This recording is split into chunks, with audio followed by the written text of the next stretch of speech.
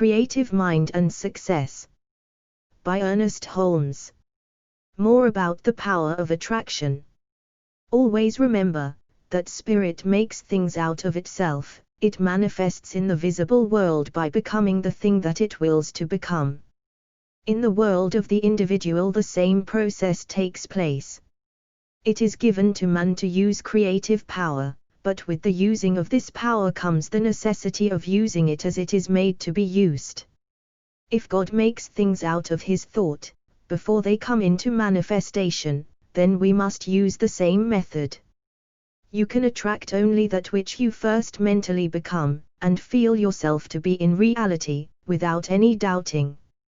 A steady stream of consciousness going out, into creative mind, will attract a steady manifestation of conditions.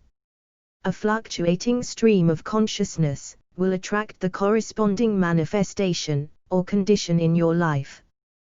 We must be consistent in our attitude of mind, never wavering.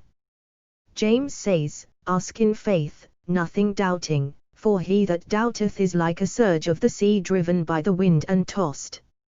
For let not that man think that he shall receive anything of the Lord." We are all immersed in an aura of our own making.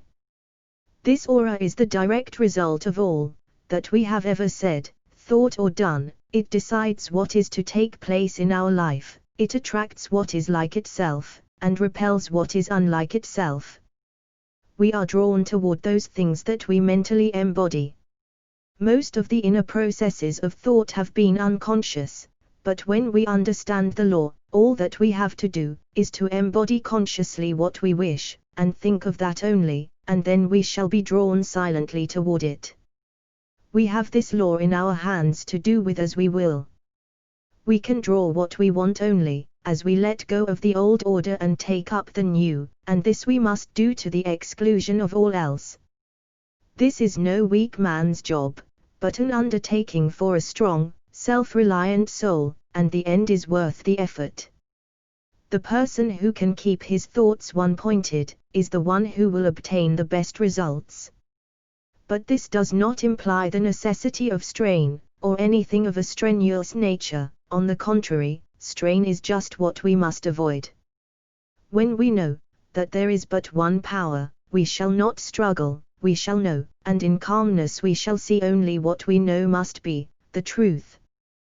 This means a persistent, firm determination to think what we want to think, regardless of all outer evidence to the contrary. We look not to the seen, but to the unseen. The king of Israel understood this when, looking upon the advancing host of the enemy, he said, "We have no might against this great company, but our eyes are upon thee, upon the one power."